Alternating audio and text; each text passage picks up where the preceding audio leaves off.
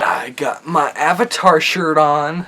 When it comes to Marvel films and Marvel properties, with the shows and everything this year, it's been very disappointing. WandaVision started out good, and then it just, took a huge nosedive. The movies, like I said, have just been mostly just bland to alright. No Way Home feels like it just honors its fans with so much respect, but it knows what it's doing, because there are times where I'm like, yeah, this is a little manipulative, but in a good way, It doesn't feel like references without being earned. It's all earned. It just seems exaggerated, which is kind of the point. That's what most superhero movies are. They're very exaggerated. There are times where I feel like the film doesn't have enough stakes. I've always had problem with Marvel action, especially Spider-Man action. I don't think Spider-Man action is directed very well in the MCU. This movie just honors the legacy of Spider-Man as a character. It takes those first two films, which are just alright to me, and it gives you a greater appreciation for them, for what they set up. It's not perfect, but it is so enjoyable. It just makes you smile. It just makes you cheer, and it's one that honestly I'd be willing to watch at home. Even though there are times where the film intentionally puts dead space in there because they know that in the theater people are going to be cheering.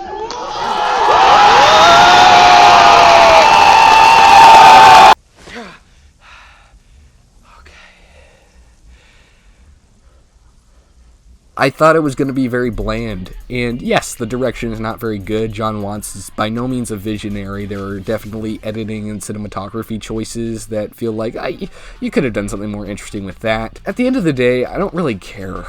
Sometimes you just gotta take your sweater off and cool off. You know what I mean? That's exactly what I feel with this. There are some big blockbusters that feel like they're manipulating me and I can't have fun. I can't turn that brain off, like Free Guy. Here, it works because it was earned and it's aware of what it's doing. It's not perfect, but it's aware of what it's doing. It knows that. And I'm like, you know what? I respect that. And for the Spider-Man fandom, I'm not the craziest Spider-Man fan or anything, as you can tell by my t-shirt, but I actually had a very good time with this. This is probably in my top 10 MCU, to be honest. I feel very proud about this Letterboxd review that I wrote. I don't write very good reviews, but it was one of those movies where you feel like your IQ is skyrocketing when literally nothing is happening. It's just a film that's directed with such grace and elegance that really makes you feel like a pretentious film critic as you're watching it, but you feel kind of good for it, So I'm gonna read this review for you. A film that builds upon itself through its framework, the disconcerting sound design, the uneasy score, the meticulously orchestrated set pieces, the rigorous framing. There's a voracious dissection of human drama that epitomizes the power of delicate filmmaking. There's a barbarous mood wrapped around fragile individuals with subtly perpetuated attributes. There's a gloomy atmosphere which feels both gritty and graceful at the same time, allowing the slow burn to maintain an underlying ambiguity and keep the viewer locked in until the credits roll. Every fidgety finger brushing against a plastic comb, every peculiar step on a wooden floor, every noisy overlap of an ordinary thread creating a substantial rope contributes to the oddly disturbing ambiance. The feeling this gave me in regards to the aura it creates is truly indescribable. I felt hazy throughout and was left delirious, even a bit bewildered, which is both a pro and a con. Yeah, that was this was very pretentious, but I felt very good about that review when I posted it. But yeah, I really liked this film. There was something about it because looking at it from a surface level, it's not really all that special, but there's a real dirtiness lurking underneath it. It's very eloquently directed. The score from Johnny Greenwood is by far the best score that I've heard all year. I love the music in this. It characterizes everything very well, and it creates something that feels so wholly unique. It feels otherworldly, but it exists within our world, which is very strange. Also, I want to say the sound design in this film is amazing. Like, it just characterizes each individual very well. Whenever Phil walks into a room, you just hear his boots on the floor, and you just know that it's him. You know, you just know it. It establishes everyone's presence so well just through the sound design alone. I don't know how rewatchable it is, but it's one that I really enjoyed in the moment. There's a lot that it had to offer, and yeah, go check it out if you haven't seen it. It's on Netflix.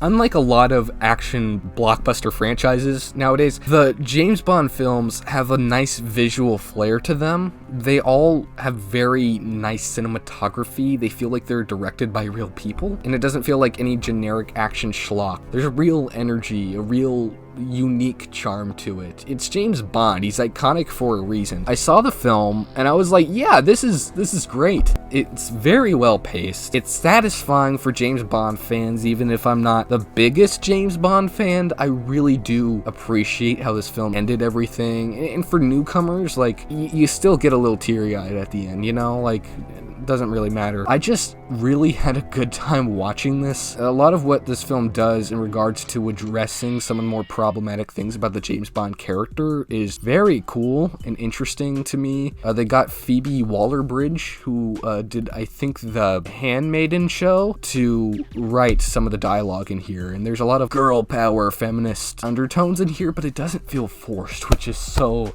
refreshing to see for once. It works its way into the story without feeling like it's distracting from the narrative. Although I don't like that new 007 character. I don't know what her name is, but I don't like her. And if they make a Jane Bond, please don't make it her. Please make it Naomi Harris, who plays Moneypenny, who's way more likable. Or even Léa Seydoux. Léa Seydoux great in this movie. I forgot to say, I love her. She is so great in the film. She has a lot of really fantastic scenes. It's a very satisfying movie. It relies on nostalgia, but it still feels a little more original. It ties the knot a little better, and it feels a lot more consistent. Daniel Craig is really good in it. With Spectre, he did not seem like he wanted to be there, like, at all. And here it seems like he doesn't want to be there, but he's actually having fun with it. He's like, whatever, man, it's my last time. So he just really gets into the role and he has a blast. He really feels like he's hamming it up a little more, which maybe is against what Casino Royale set up, like a gritty reboot, but like, I don't care, man. Like, he was very fun. I really enjoyed his presence. No Time to Die was a very satisfying conclusion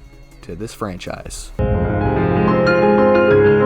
I don't really feel qualified to talk about Mask. It's one that you really just need to see to be believed. It's a very aggressively simple concept, but it's the execution of that concept that makes it so powerful. But just on paper, this concept just interests me automatically. I really gravitate towards those one-room films that can, tell an entire story within one room and doesn't cut to any flashbacks or any extra visuals. It's just in that one room, so the dialogue has to open your imagination a little bit. And since the dialogue here is so amazing and involves your five senses in a really unique way, you really do feel connected to the situation. I think the movie is just so dark and dealing with such tough subject matter that I really don't feel like I'm equipped to really talk about it. But all I have to say is I'm just really glad that this movie didn't take a manipulative route to make its point. This could have easily gone towards more of a sentimental side where it leans heavily into the inspirational music and trying to find some message about religion and faith. I'm glad that they didn't go with that message because I feel like it would make it very niche and not very inclusive to a lot of other people. I feel like in that way it really allows it to become a very universal message about forgiveness without coming off as corny in any way possible.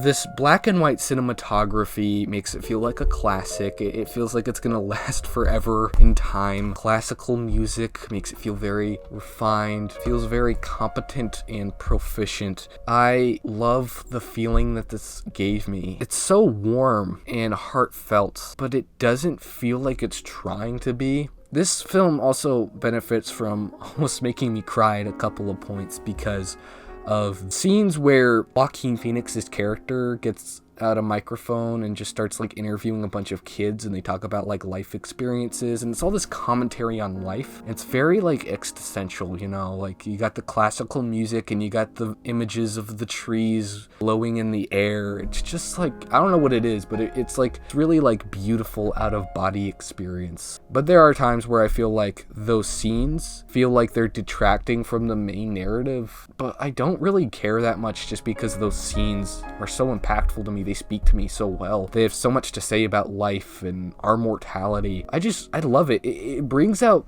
a true beauty in the mundane. I've talked about that a lot on this channel with like the Before trilogy, which you all know I love that trilogy so much. Seeing real interaction, real people talking to each other. I love seeing that visualized on screen. Feels like it's like anti-technology without ever saying it. What are we doing when we're bored, when we're not doing something? We're listening to music to drown out the real noise, the mundane things. We're on our phone looking at something, we're watching something, we're listening to a podcast. There's a point where you rely on it so much that you just lose touch with reality. You forget that you're living in a real world with consequences. That's a thing that this film really touches on, and it really wants to make a point that this is a real world we live in, and we need to take advantage of every moment we have. And while that's something that I personally don't do, like at all, yet I have things like this that inspire me to actually go out and really like talk to people and make real conversation with people. It makes me want to delete social media and social interactions digitally. It does show that there is a beauty in the mundane, and I really do appreciate that message being there, even if that's not something that I actually do in my own life, and it's something I want to try doing a little more.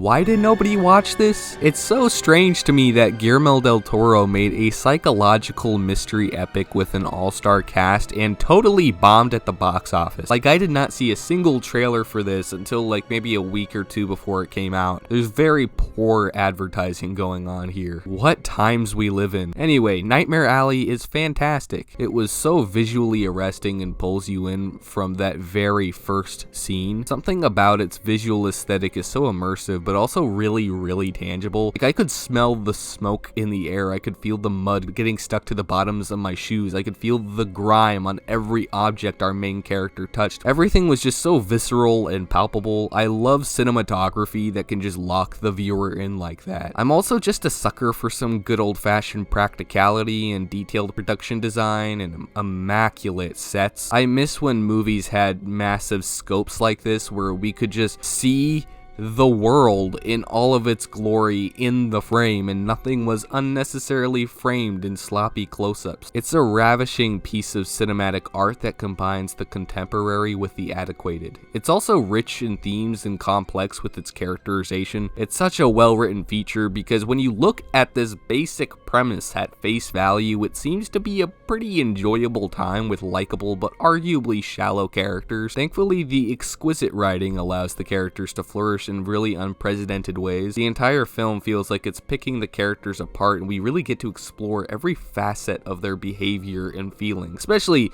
the main character, but even like the side ones, like the one Rooney Mara plays. She's really the hero of the story in my opinion, and I'm so glad that they included that character. It's just so fascinating to me, and I love some good character writing and just good writing in general. Like, there's some genuinely profound statements made throughout the course of the feature. One of my only gripes with this is some of the pacing towards the beginning, and is also the 2.5 hour length. It did not need to be that long, Guillermo. Like, come on, buddy. But with that said, I think this had one of the best third acts of anything that came out last year. It was so riveting and anxiety inducing, and all of the foreshadowing from the beginning all came back full circle and communicated in a very powerful way. And I just loved how this thing wrapped up. It was so good. Overall, a really phenomenal movie, and I'm sad that we don't get more things like this these days. It really does feel like a once in a lifetime gem, and I really think we need to cherish it.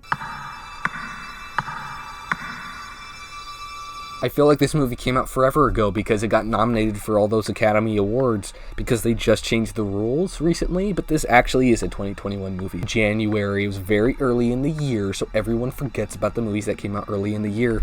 But despite it coming out so early and so many great stuff coming after it, I think this may be the best film, objectively speaking, that I've seen this year. It is aggressive, but it also has kind of a softness to it that actually gives us this pathway to connect with the individual characters. That also helps that the performances also have a softness lingering underneath, and I love the way it explores, especially Fred Hampton. Daniel Kaluuya gave one of the best performances of last year, and he totally deserved that Oscar. But you know who else deserved the Oscar? Lakeith Stanfield. Lakeith Stanfield is by far one of my favorite actors working today. That's because he's just so expressive. He does something with his eyes where you can see a real deep dread in his eyes just from like one single frame. You already know what he's feeling. He is so expressive, but he never like overbloats it where like it becomes just so out of control that it's almost comical. Like he never does that. He always keeps it low key, low bar, but you can see the emotion seeping off of the man. I really love the way it's directed too. It has real style, a real voice in its presentation. It has heart. It has something to say. It really does feel passionate in everything that it's saying. When it comes to that ending, man, like, I was so pissed off. Like, I was actually actively yelling. I haven't, like, vocally screamed out loud while watching something in a long time. And what it does to you emotionally is very damaging. My heart was beating the entire time. But it does have issues. I think one of my biggest issues with it is it feels like it's too smart. And I'm not saying that it shouldn't be, but there are times where everyone's talking so fast and it just has a lot to say all at once and it's moving very quickly. So there are times where you have to like pause and go back and you have to really catch things because people talk very fast in this. I guess that's part of my issue. Maybe I'm not good enough at paying attention to things, but that was really my only issue. The rest of it I think is pretty much perfection. Like, this is an incredible film and everyone should go see it. It's very, very effective.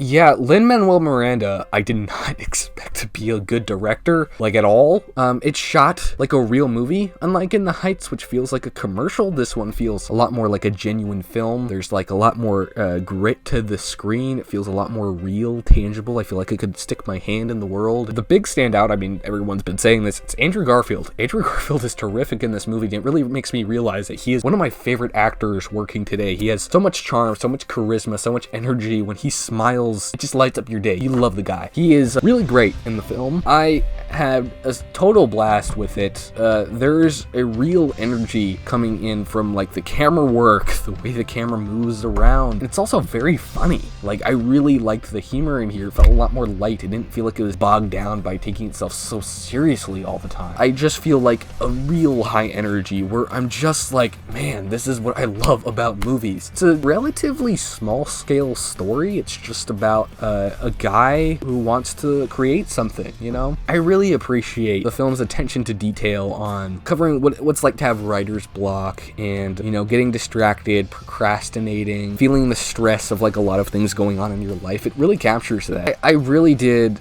like the energy this film possessed. It was very well paced, like immaculately paced. It just goes and it goes and it goes. A number of very memorable scenes. I also love how expressive the acting is. Even by the extras, you remember them. Like that one lady in the retail store or something. It's a very expressive face. She doesn't matter to the story, but I always appreciate acting that's expressive and they emote enough for you to be like, that person has a story right there. I love when films are able to control extras in a way that doesn't make them feel like throwaway people, which is what they're supposed to be, but they actually get a lot of very entertaining actors. I don't have much else to say about Tick, Tick, Boom. It's one that got to me emotionally, hit me in the feels. I found it very enjoyable. It was overall just a very positive experience, and I'll be watching it again and again over the next coming years. This is one of my most rewatched movies of the year. I love it.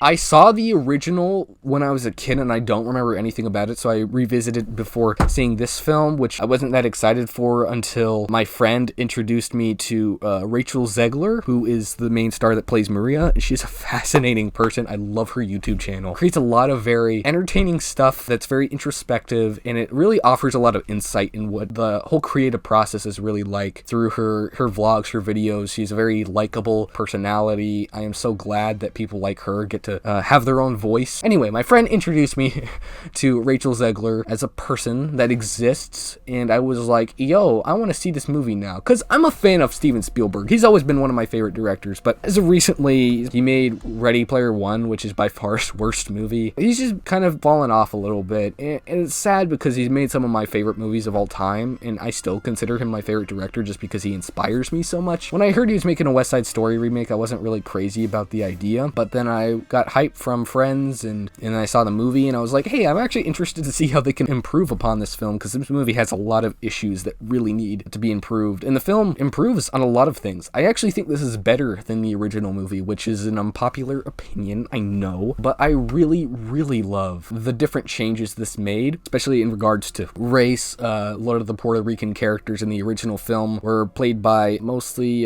just like Europeans. And this is problematic, and this definitely needs to be fixed. And I definitely hate Tony and Maria's characters. Like, their relationship feels very weird and manipulative, and it feels creepy. And here, they do some of the same things, but it's approached differently, and especially with Rachel Zegler playing this character, she's much younger, and you kind of get this idea that she's a little more naive, so it's a little more understandable. With Steven Spielberg, the man's been in the business for a long time, but this is his first musical. This is the first time he's ever had to direct a musical, direct dancing sequences, and I'm just have to say, I'm very, very impressed. A lot of the criticism that Steven Spielberg gets is that he's too soft, you know, he's too whimsical, he has too much of like a cinematic magic in him, he's too childlike sometimes, and I understand that complaint a lot, but here, it's West Side Story, which is about a bunch of like gang members that like dance like ballerinas in the streets, and it's kind of supposed to be taken seriously, but it's also a little cheeky. That's why it works so well, I think, is because they got Steven Spielberg behind the camera. The criticisms he gets are played as strengths in here. It's a perfect tonal mix. He manages to balance everything perfectly, in my opinion. It just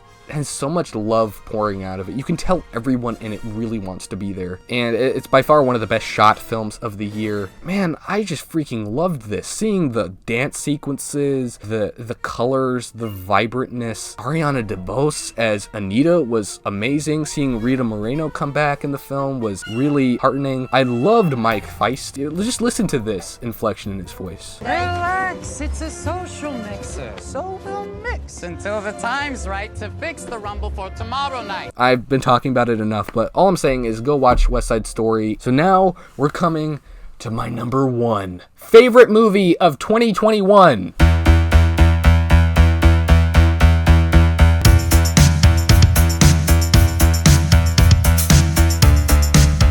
This is my most watched movie of the year. This is the thing I thought about the most this year. This is the thing that affected me the most this year. I can't properly articulate what it really means to me, and that's why I decided to write something out and record it while editing instead. Inside is a film about a multitude of things, but it's most of all about the struggle to connect with an audience and the anxiety that comes with creating content for that audience. It's about isolation. The room Bo is in for the entire film is meant to give off this feeling of claustrophobia and helps us as the audience members to become engrossed in the insanity that ensues within the presentation. I connected so deeply with the feelings that were being embodied in the many characters Burnham plays in each individual segment. The disassociative state of that funny feeling, the panic of an overabundance of digital resources and welcome to the internet, the anxiety of an existential crisis in the songs 30 and Goodbye, and obviously the feeling of inevitable defeat in the masterwork of a song All Eyes on Me. The beauty of this music and these skits is that we don't know how much of this is the real Bo Burnham and how much of it is simply a superficial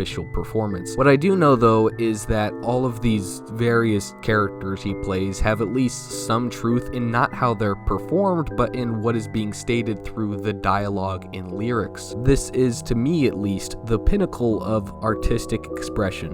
An artist using the resources and talents that they possess to manifest their deepest, most personal feelings through creative workings. The fact that a man standing up from his chair as he's singing about healing the world with comedy was the most cinematic thing I've seen all year probably says a lot about the weight this holds. As somebody who started this pandemic in good health, both physically and mentally, but over time significantly declined in those areas, I really connected with the feeling of being lost and disconsolate during times of turmoil. The room this was shot in felt like being trapped inside my own mind and my own self-deprecation, losing all sense of hope for myself and humanity as a whole. There were points where this hit way too close to home that I didn't even know how to properly respond to it, so I just kind of sat still with a neutral look on my face. This special was hilarious, but even parts that I didn't find funny still got to me in some way. I find the unfunny humor was all part of exhibiting the struggle to connect with an audience, like I said, so nothing here really falls flat for me. I don't know what else to say. Inside is an incredibly special and personal work that has been resonating with audiences worldwide for its omnipresent themes. Bo was very careful to never specifically address COVID-19 as the reason why he was making the special. He never made a bunch of jokes poking fun at the current state of the pandemic or whatever. I feel like the fact that he never mentions it makes it all the more timeless. I could watch this in 30 years and still resonate with it because it's about isolation instead of isolation during the pandemic, you know? It relates to anyone during any time. I know I may sound like I'm talking about this a little too seriously and I sound really pretentious, but that's because I had to take a break from editing my on-the-cuff, on-camera review. I just had to write stuff down, and you know, when I write stuff down I become a little more pretentious. I apologize. I probably shouldn't be talking about this film too much because it kind of contradicts what the film is even saying about content and everyone sharing their opinion about everything all of the time, and I don't really think I should, so I'm not gonna turn this work of art into content for you. So anyway, I should probably just shut up and do my job, so here I go. Thank you for watching, everybody. I love you all so much for sticking through this whole thing. I may cut this down